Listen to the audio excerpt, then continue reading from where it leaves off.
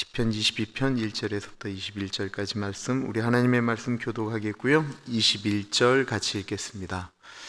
앞에 그 자막을 보시면 여러분들이 읽으시는 건 색깔이 다른 색으로 나올 거예요. 내 하나님이여, 내 하나님이여, 어찌 나를 버리셨나이까? 어찌 나를 멀리하여 돕지 아니하시오며 내 신음소리를 듣지 아니하시나이까? 내 하나님이여, 내가 낮에도 부르짖고 왜 안 올라가죠? 밤에도 잠잠하지 아니하오나 응답하지 아니하시나이다. 이스라엘의 찬송 중에 계시는 주여, 주는 거룩하시니이다. 우리 조상들이 주께 의뢰하고 의뢰하였으므로 그들을 건지셨나이다. 그들이 주께 부르짖어 구원을 얻고 주께 의뢰하여 수치를 당하지 아니하였나이다. 나는 벌레요 사람이 아니라 사람의 비방거리요 백성의 조링거리이다. 나를 보는 자는 다 나를 비웃으며 입술을 비죽거리고 머리를 흔들며 말하되 그가 여호와께 의탁하니 구원하실걸, 그를 기뻐하시니 건지실걸 하나이다. 오직 주께서 나를 모태에서 나오게 하시고 내 어머니의 젖을 먹을 때에 의지하게 하셨나이다. 내가 날 때부터 주께 맡은 바 되었고 모태에서 나올 때까지 주는 나의 하나님이 되셨나이다. 나를 멀리하지 마옵소서. 환난이 가까우나 도울 자 없나이다. 많은 황소가 나를 애워싸며 바산의 힘센 소들이 나를 둘러쌌으며 내게 그 입을 벌림이 찢으며 부르짖는 사자 같으니이다. 나는 물같이 쏟아졌으며 내 모든 뼈는 어그러졌으며 내 마음은 밀랍 같아서 내 속에서 녹았으며 내 입이 말라 질그릇 조각 같고 내 혀가 입천장에 붙었나이다. 주께서 또 나를 죽음의 진토 속에 두셨나이다. 개들이 나를 에워쌌으며 악한 무리가 나를 둘러 내 수족을 찔렀나이다. 내가 내 모든 뼈를 셀 수 있나이다. 그들이 나를 주목하여 보고 내 겉옷을 나누며 속옷을 제비 뻗나이다. 여호와여, 멀리하지 마옵소서. 나의 힘이시여 속히 나를 도우소서. 내 생명의 칼에서 건지시며 내 유일한 것을 개의 세력에서 구하소서. 나를 사자의 입에서 구하소서. 주께서 내게 응답하시고 들소의 뿔에서 구원하셨나이다. 아멘. 예기치 않는 고난, 까닭없는 고난이 닥칠 때 우리는 이런 생각을 하곤 합니다. 처음에는 내가 무엇을 잘못했지? 내가 뭘 잘못했기 때문에 이런 일이 일어났지? 라고 생각을 하곤 합니다. 그런데 아무리 생각해도 내가 이런 일을 당할 이유가 없습니다. 아무리 찾고 찾아도 도대체 이해할 수가 없습니다. 그럴 때 억울한 생각이 듭니다. 내가 도대체 뭘 잘못했다고 이런 일이 발생하는 것일까? 내 이 마음이 악하게 살았던 사람이라면 그럴 수 있는데 하나님을 신뢰하며 하나님 바라보고 살아왔던 사람들에게 그때 이런 마음은 더 깊이 차가울 때가 있습니다. 내가 뭘 잘못했는데 이렇게 억울한 일을 당해야 되는가? 더 힘든 것이 있다고 한다면 하나님이 좀 말씀이라도 좀 위로해 주시면 좋겠는데, 기도할 때 하나님이 마치 옆에 계시는 것처럼 느꼈으면 좋겠는데, 마치 기도할 때 벽을 향하여 기도하는 것처럼, 마치 하나님이 나를 버리신 것처럼, 아니 내가 고아인 것처럼 느껴질 때가 있다라고 하는 것입니다. 이건 사람에게 아픈 것보다 하나님에게 버림당한 것처럼 느껴지는 것은 더 아픕니다. 시편 20편은 22편은 다윗의 시인데 다윗이 지금 어떤 이유에서인지 아주 심한 고난을 당하고 있습니다. 너무 힘이 들어 하나님을 찾고 있는데 하나님이 침묵하고 계신다라는 것입니다. 내 하나님이여, 내 하나님이여, 어찌 나를 버리셨나이까?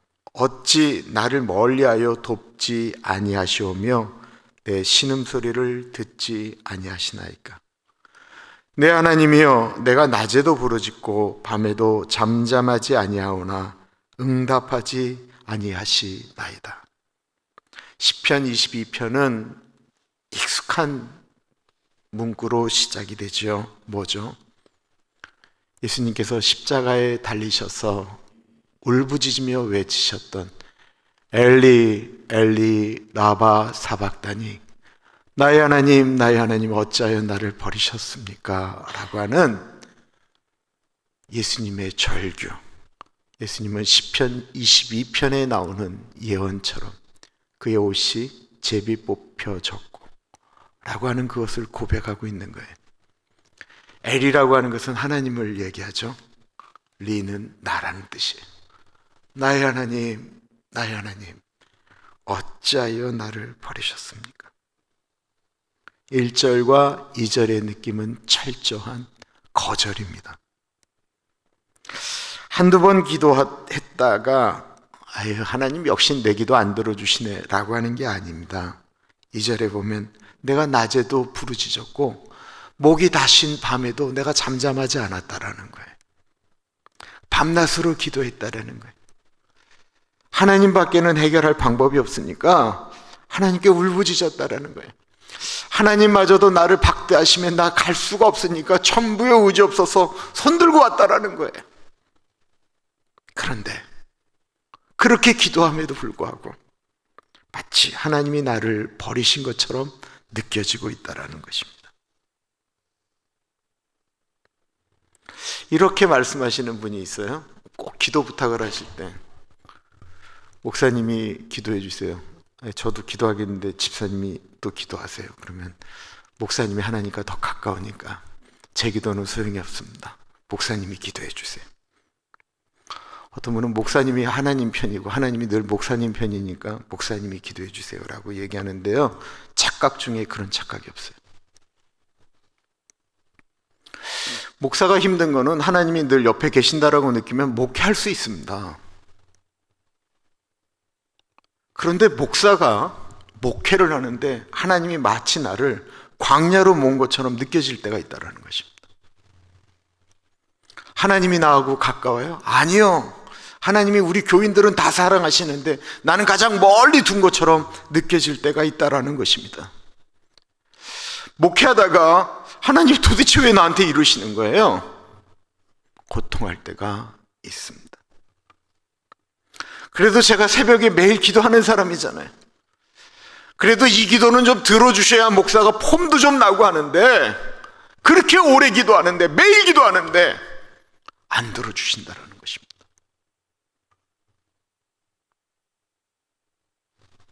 그런데 정말 감사한 것이 있다고 한다면 나만 경험한 게 아니고 다윗이 경험했다고 하네요. 아니, 다윗만 경험한 게 아니고 하나님의 아들도 경험했다고 하네요. 시편 22편을 읽는데 너무 위로가 되는 거예요. 너무 위로가.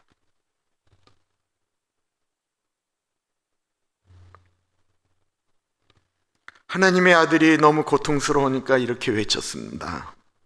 그런데 하나님이 그 순간 진짜 침묵하셨습니다. 도대체 왜 그러셨을까요? 이걸 예수님은 그 십자가를 지시기 전에 제자들에게 이렇게 말씀하셨습니다. 누구든지 나를 따라오려거든 자기 십자가를 지고 나를 따를 것이니라.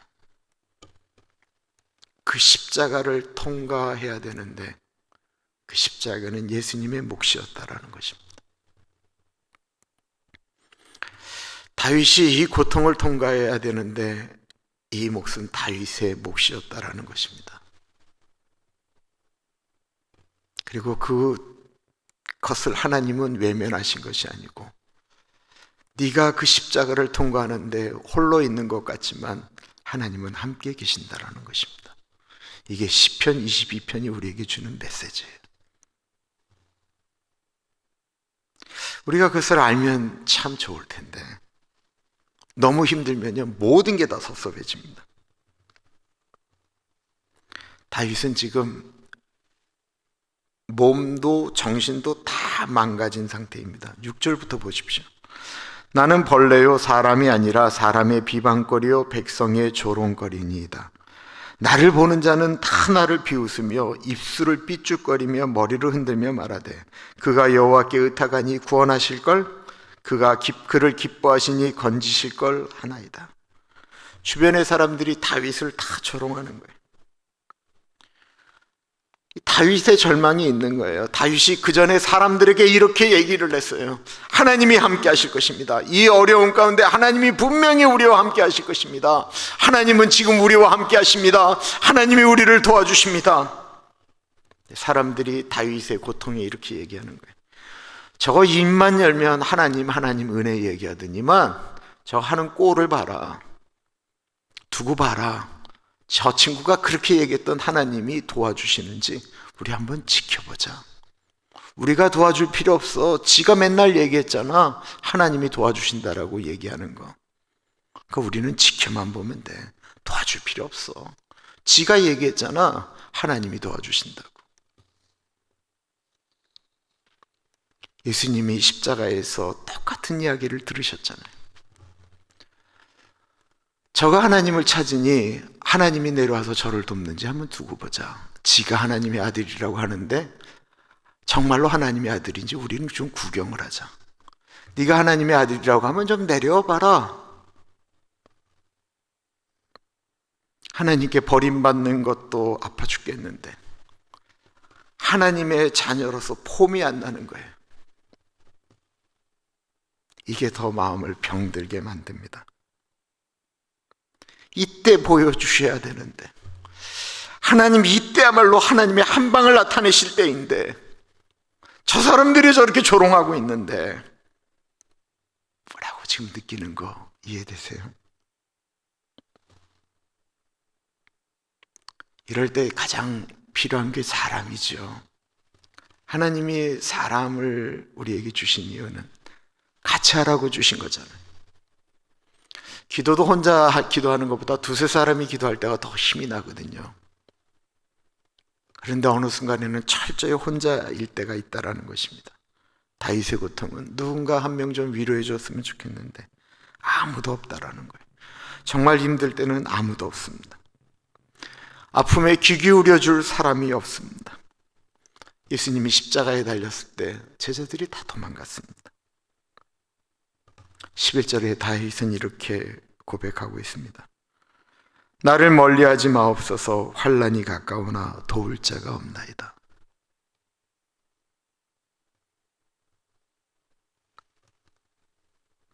다윗은 그 누구보다도 신실한 하나님의 사람이었지만 고난의 현실이 얼마나 감당하기 힘들었는지 그의 입에서는 이런 고백이 나오는 것입니다. 하나님 어디 계십니까? 아무도 도와주는 이가 없는데 고난이 더 심해지니까 하나님을 향한 원망이 절로 나오는 것입니다.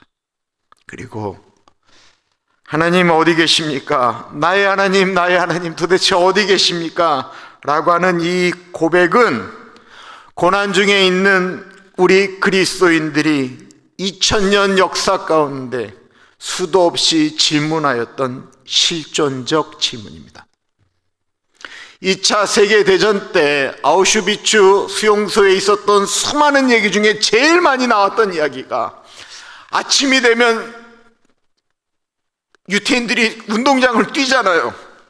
뛸 때 낙오되는 사람들은 모아다가 가스실로 보내는 거예요.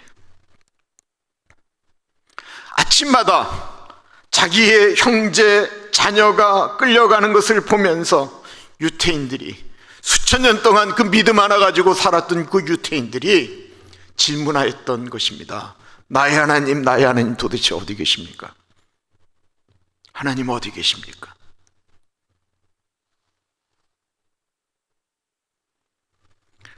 그리스도인들이 고칠 수 없는 병에 걸렸을 때, 하는 일마다 잘 안 되고 실패의 연속일 때, 갑자기 억울한 일을 당해서 큰 손해를 보았을 때 끊임없이 던지는 질문입니다. 다윗의 위대한 점, 우리의 구원자 되신 예수 그리스도의 예수 그리스도 되심은 그 고난의 현장을 떠나지 않았다라는 것입니다. 수많은 사람들이 어려움 앞에 믿음이 흔들리고 하나님을 향한 신뢰가 무너질 때, 진짜 믿음의 사람들은 그 보이지 않는 하나님, 응답하지 않는 하나님이 여기에 계심을 신뢰하는 것입니다. 그래서 그 자리를 지켰습니다. 다윗은 지금 그 고통의 현장에서 울부짖지만 하나님이 그 자리에 계실 것을 믿음으로 고백합니다. 9절 10절이에요. 오직 주께서 나를 모태에서 나오게 하시고 내 어머니의 젖을 먹을 때에 의지하게 하셨나이다. 내가 날 때부터 주께 맡긴 바 되었고 모태에서 나올 때부터 주는 나의 하나님이 되셨나이다. 하나님, 내가 기억도 안 나요. 내가 모태에서 만들어질 때도 하나님은 나와 함께 하셨고, 내가 엄마 젖 먹던 거 기억 안 나요. 근데도 그때도 하나님이 나와 함께 하셨습니다. 그때부터 하나님은 나의 하나님이셨습니다. 내가 모태에서 나올 때부터 하나님은 나의 하나님이셨죠. 어느 순간에도 하나님은 나의 하나님이다라고 고백하고 있는 것입니다.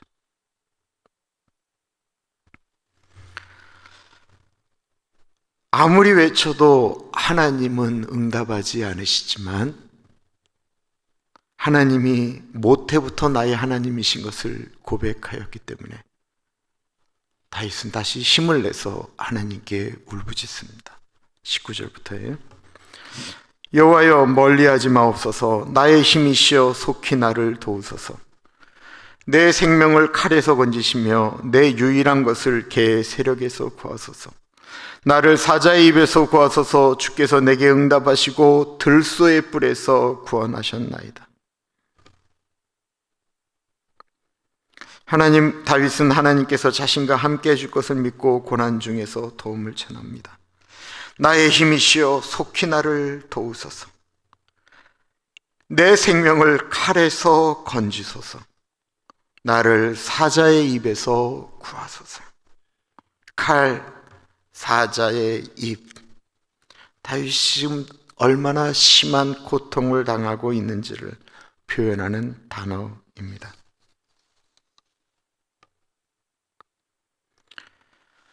다윗은 그런 와중에 응답하시는 하나님이 그럼에도 불구하고 나와 함께 하심을 믿기 때문에 다윗은 하나님께 기도했고 그리고 응답받았습니다. 그래서 시편 22편 다음에 나오는 구절이 23편이잖아요. 내가 사망의 음침한 골짜기를 다닐지라도 해를 두려워하지 않을 것은 주께서 나와 함께 하심이라. 주의 지팡이와 막대기가 나를 안위하시나이다. 다윗이 예수 믿으면 늘 평탄한 대로만 있다고 말씀하고 있는 것이 아니고 사망의 음침한 골짜기로 들어갔었다라는 거예요. 앞이 하나도 안 보였다라는 거예요. 죽을 만큼 힘들고 어려웠다라는 거예요. 죽을 것 같았다라는 거예요. 아무리 외쳐도 어디로 가야 되는지 몰랐다라는 거예요. 그런데 어느 순간에 보니까 하나님 울부짖으며 나왔더니만 어느 순간에 내가 거기를 나와서 고백하고 있는 거예요. 주의 지팡이와 막대기가 나를 안위하셨습니다.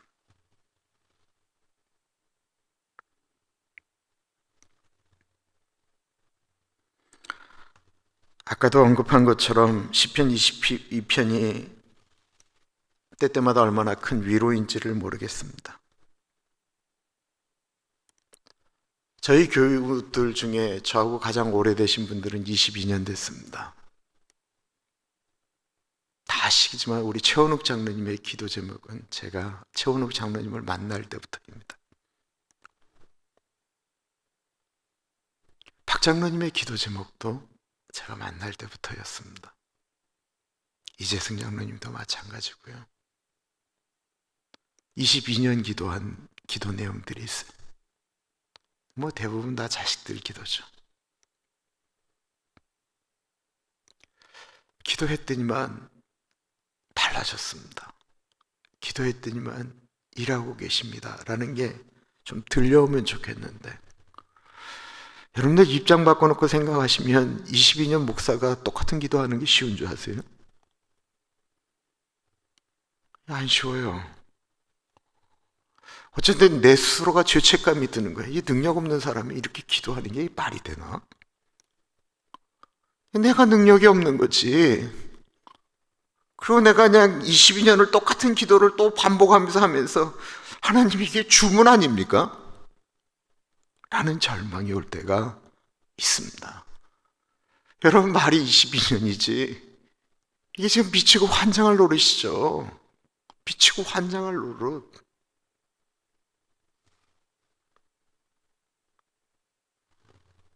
교우들이 목사를 묻고 기도 부탁을 하는데 어떤 것은 정말 벽을 치는 것 같은 느낌이 들 때가 너무 많이 있습니다.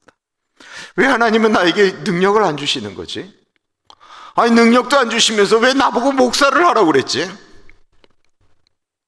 더 절망인 건 교우들의 기도 제목이 아닌 나의 기도 제목이 아직 응답이 안 된다는 것입니다.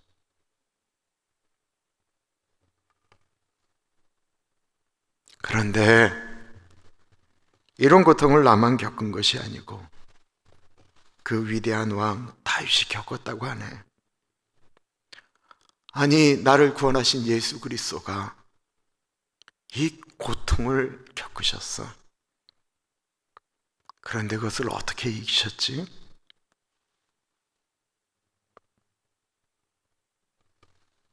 다윗도 예수 그리스도도 그 마지막 순간에도 하나님을 향한 신뢰를 놓치지 않았기 때문에 기도하고 승리했다라는 것입니다. 뭐 생각해 보니까 또 다른 것도 없어요. 뭐 우리 다른 거 있어요? 뭐 뾰족한 다른 방법이 있으면 그걸로 갈 텐데 기도 외에 다른 게 없어요. 그래서 예수님이 기도 외에는 이런 유가 나갈 수 없다고 또 말씀하고 계십니다. 믿음은 눈에 보이기 때문에 믿는 게 아닙니다. 손에 만져지기 때문에 믿는 것이 아닙니다. 귀에 들리기 때문에 믿는 것이 아니에요. 믿음이라고 하는 것은 내가 원하는 대로 안 돼도 하나님의 신실하심을 믿는 것입니다. 하나님의 살아계심을 믿는 거예요. 얼마 전 소개한 그 서정훈 총장님이 저에게 보내신 글입니다. 내가 이게 얼마나 저에게 위로가 됐는지 몰라요. 서정훈 총장님은 미국에서 칼빈 신학교를 60년대 나왔어요. 그리고는 한국에 와서 그 당시 미국에서 신학 공부한 분이 얼마나 되겠어요? 와서 대전대학교 교목 겸 교수로 계셨어요. 그때 마침 여기에 있는 그 CRC 교단에서 이쪽 동북아시아, 동남아시아를 책임질 선교 책임자로 그분을 이렇게 위촉했어요. 당신이 이걸 책임 맡아달라는 거예요. 엄청난 자리죠. 또 영락교에서 연락이 왔어요. 교육 전체를 좀 책임져 달라. 그런데 대구 동신교회라고 있어요. 대구 동신교회. 여기는 동신이라는 교회가 다 거기하고 연관되어 있는데 그 대구 동신교회 그때 담임 목사님이 김상구 목사님, 여기 난가지 동신교회 원로하셨던 김상구 목사님이 서정훈 총장님하고 신학 동기인데 그 교회 30주년으로 교회에서 결정을 했어요. 야, 우리가 선교사를 한 명 파송하자. 어디로 보낼까? 예수를 전혀 모르는 인도네시아로 파송을 하자. 그때 인도네시아는 한국을 몰랐고 한국은 인도네시아를 몰랐대. 그럼 누구를 보내냐? 그래도 영어를 좀 하는 사람을 보내야지. 그럼 유학한 사람을 보내야 되겠네. 그리고는 갑자기 본인들이 서정훈이라고 하는 교수를 거기로 보내기로 결정을 해요. 이분하고는 한 번도 의논하지 않고 그 교회하고 관련도 없는데. 그리고 연락이 왔어요. 너무 어이가 없어서 거절했죠. 근데 하나님께 이렇게 기도하는데 이게 도대체 무슨 의미일까? 이미 결정되어져 있는 자리, 교수 자리, 영락교회, CRC 책임자. 이렇게 고민을 하는데 이게 하나님의 음성이 아닌가? 라는 생각이 들어서 1972년도에 인도네시아로 가요. 총장님이.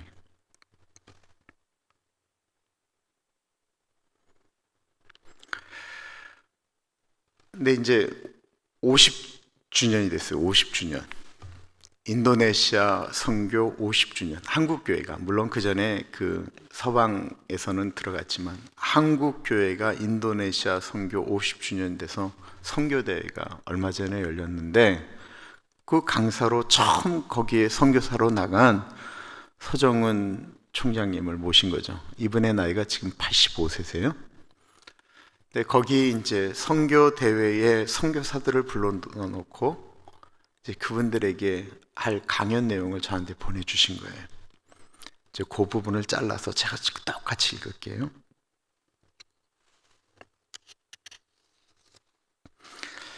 우리와 인도네시아 선교의 미래가 앞에 있습니다. 그 길을 우리는 구체적으로 알지 못합니다. 순탄할지 환난과 고통의 길인지 아무것도 모릅니다. 제가 1973년 5월에 밴둥으로 가자마자 자란 당고에 있는 CNMA 도서실에 갔다가 벽에 붙은 도서실 건립에 관한 글을 본 적이 있습니다. 인도네시아에 온 지 얼마 되지 않아 강도에게 죽임을 당한 젊은 독신 여선교사를 추모해 지었다라고 적혀 있었습니다. 저는 그 자리에 잠시 부동체로 서서 물었습니다. 어떻게? 하늘과 땅의 모든 권세를 가지시고 우리와 함께 하신다던 주님은 어디 계셨는가? 가족을 데리고 본토, 친척, 아비집을 떠나 여기까지 온 것이 정말로 가치가 있었던 일인가? 얼마 후 바투에 있던 독일 선교사 댁에서 묵다가 거실에 걸린 액자를 보았습니다. 하나님, 때때로 우리는 당신을 이해할 수 없습니다. 그러나 의지합니다. 절망적으로 비극적인 상태 속에서 그러나 하고 의지하게 하시는 이가 성령이십니다. 그것이 승리입니다. 거의 확실한 것은 우리 모두가 남은 날 동안 우리가 납득할 수 없는 이러저러한 일들을 경험하게 될 것입니다. 그때마다 승리의 비결은 오직 믿음입니다. 히브리서 11장의 믿음의 영웅들이 믿음으로 세상을 이겼다라고 했습니다. 그것이 은혜입니다. 결국 우리는 모두 이야기로 남습니다. 우리가 역사적 존재들이기 때문입니다. 현지인들이 우리를 기억합니다. 동역자들과 후원자들과 한국 교회도 우리를 기억할 것입니다.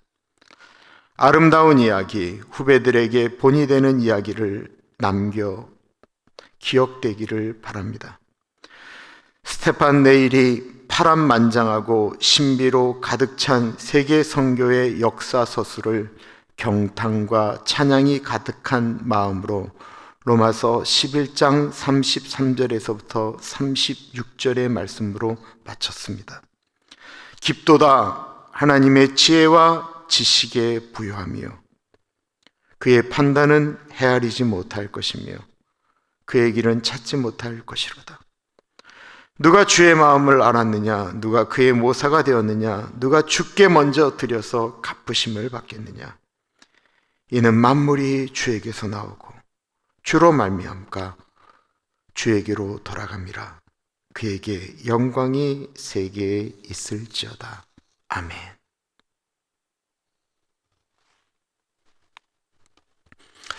우리는 우리의 미래를 알지 못합니다. 우리는 알지 못하기 때문에 더 하나님을 신뢰하는 것입니다. 사망의 음침한 골짜기가 우리에게 분명히 있습니다. 하나님이 그 길을 분명히 같이 하심을 우리는 믿는 것입니다. 말씀 생각하면서 기도하겠습니다. 하나님, 내가 이해할 수 없지만 하나님을 신뢰합니다. 하나님 살아계심을 믿습니다. 같이 기도하겠습니다. 하나님 아버지,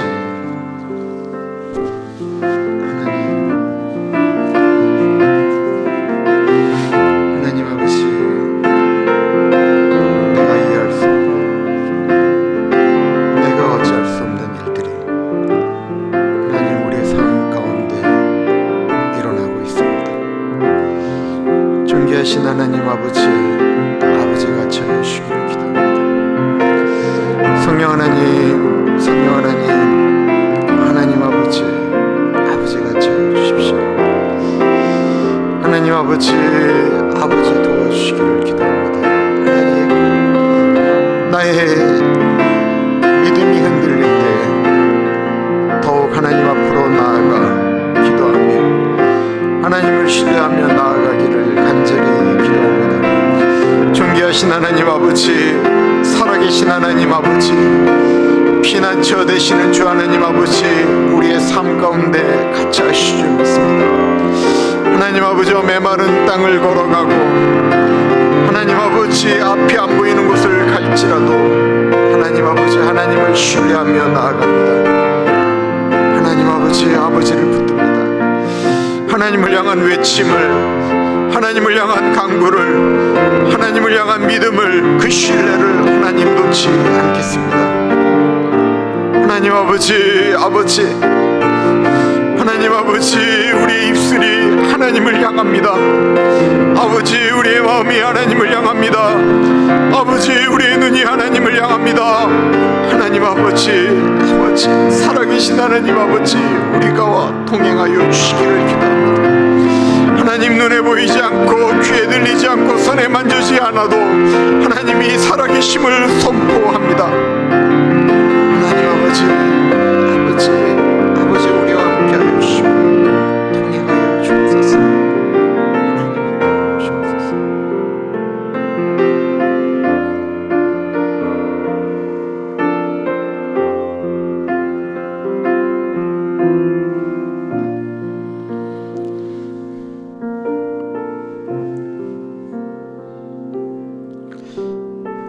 우리가 하나님을 신뢰하는 것은 하나님이 성경 말씀에 우리에게 기록된 말씀으로 우리에게 약속하셨기 때문에 그렇습니다. 저희 교회 나이 드셔서 아프신 분들이 많아지기 시작했습니다. 마음이 약해지시면서 몸이 약해지시면서 마음도 같이 약해지시는 분들이 있습니다. 야고보서에 의인의 간구는 역사하는 힘이 있다라고 말씀하셨습니다.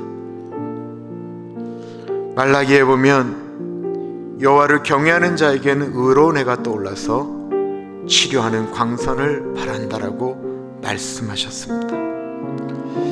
주변에 아프신 분들 기억하면서 이름을 부르며 기도합니다. 존귀하신 하나님 아버지 기도합니다. 하나님, 우리 문금자 장로님 고쳐주시기를 기도합니다. 하나님 아버지, 우리 김기순 집사님 같이 하여 주십시오. 하나님, 우리 최원욱 장로님, 최덕수 권사님 같이 하여 주십시오. 하나님 아버지, 우리 이재승 장로님 가운데 같이 하여 주십시오. 유재희 권사님 같이 하여 주시옵소서. 하나님, 송희양 집사님 가운데 같이 하여 주십시오. 하나님 아버지 같이 하여 주십시오. 우리 성장님 부모님들 가운데 같이 하여 주시고 기도합니다. 하나님 아버지 우리 정희 권사님 가운데 같이 하여 주십시오. 하나님 아버지, 하나님 아버지, 주의 보혈과 은혜로 덮어주시기를 기도합니다. 하나님, 주의 보혈과 은혜로 덮어주옵소서. 하나님 아버지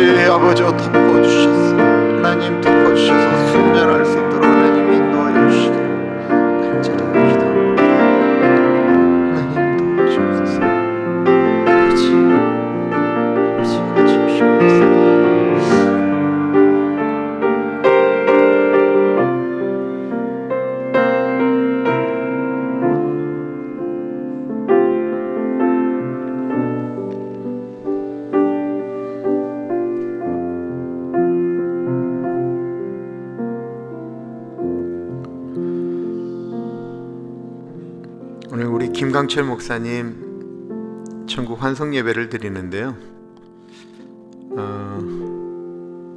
음악 콘서트라고 하니까 뭐 특별하게 생각하시는데 그게 아니고요. 일반적으로 불렀던 장례 예배 때 불렀던 찬양이 아니고요. 승리의 노래 그런 거를 부를 것입니다. 그리고 음악하는 분들이 연주를 많이 하게 돼요. 저는 오늘 예배로 그 자리에 오시는 분들이 하나님 나라에 대한 소망, 죽는다라고 하는 것은 죽는 것이 아니고 시작이구나. 예수 그리스도의 십자가 은혜로 내가 천국을 소망하며 살아가면 저렇게 멋진 날이 오는구나 라고 고백하는 그날이 되어지기를 바랍니다. 오늘 우리가 드릴 천국 환송 예배 가운데 하나님 그런 은혜가 있기를 기도합니다. 기도하겠습니다. 존귀하신 하나님 아버지, 아버지같이 해주시길 기도합니다. 하나님 아버지, 오늘 드려지는 예배 가운데 아버지 그런 은혜가 흘러갈 수 있도록 하나님 인도하여 주십시오. 하나님 아버지, 그런 은혜가 흘러가는 예배가 되어질 수 있도록 하나님 인도하여 주시고 도와주시기를 기도합니다. 성령 하나님, 성령 하나님 같이 하여 주십시오. 하나님 아버지, 아버지같이 하여 주시기를 기도합니다. 아버지같이 하여 주시옵소서.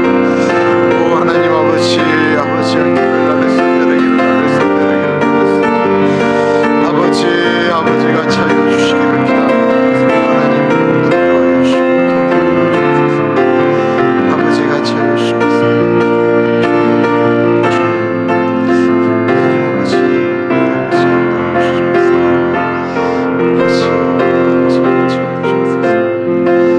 하나님 도와주옵소서.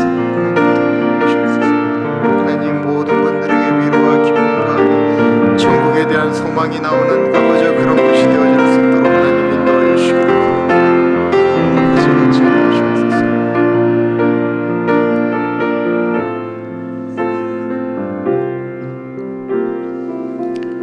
내일 예배를 위해서 기도하겠습니다. 내일 예배 가운데는 우리 유스 EM 미니스트리 그리고 우리 엘레멘터리하고 같이 예배를 드립니다. 내일 졸업하는 학생들도 있고요. 내일 유아 세례 받은 아이들 중에 내일 자신들이 그 하나님께 내 믿음으로 예수 그리스도가 나의 구주이심을 고백합니다 라고 하는 내일 입교식이 있습니다. 하나님께서 내일 예배 가운데 하나님 같이 하여 주십시오. 우리 같이 기도하겠습니다. 하나님 아버지, 아버지 내일 드리는 예배 가운데 같이 하여 주시기 바랍니다. 아버지 기도하며 나아가는 우리들의 삶 가운데 같이 하시고 하나님 동행하여 주시기를 기도합니다. 성령 하나님, 성령 하나님 같이 하여 주십시오. 하나님 인도하여 주시고 동행하여 주시기를 기도합니다. 하나님 아버지, 아버지 같이 하여 주십시오. 하나님 동행하여 주시고 역사하여 주시기를 기도합니다. 하나님 아버지, 아버지, 아버지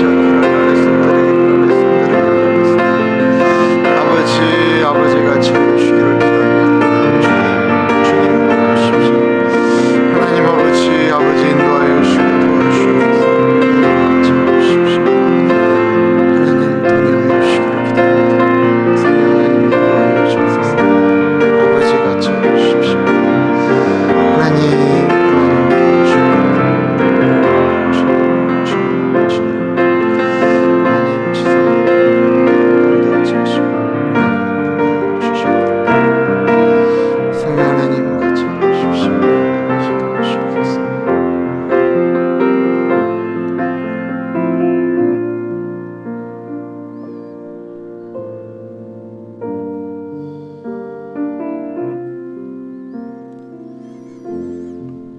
참으로 존귀하신 하나님 아버지, 시편 22편의 이 편이 절망의 소리가 아니고 우리 눈에는 보이지 않고 들리지 않고 손에 만져지지 않지만 마치 벽을 향하여 소리 지르는 것 같았지만 아버지가 듣고 계셨구나.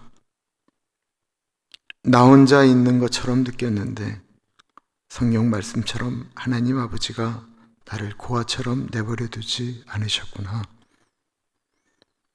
아버지, 우리가 시편 22편을 읽으면서 묵상하면서 그런 주님을 향한 우리의 신뢰와 주님을 향한 우리의 믿음이 더욱더 단단해지기를 기도드립니다.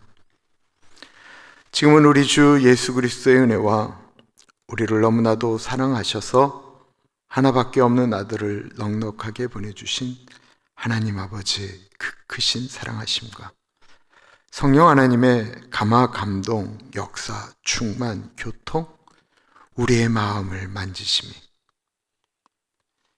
어떠한 순간에도 하나님을 향한 신뢰를 놓지 않겠습니다. 주께로 더 가까이 나아가겠습니다. 고백하는 사랑하는 주의 백성들 머리 위에 지금으로부터 영원토록 같이 하시길 간절히 축원하옵나이다. 아멘.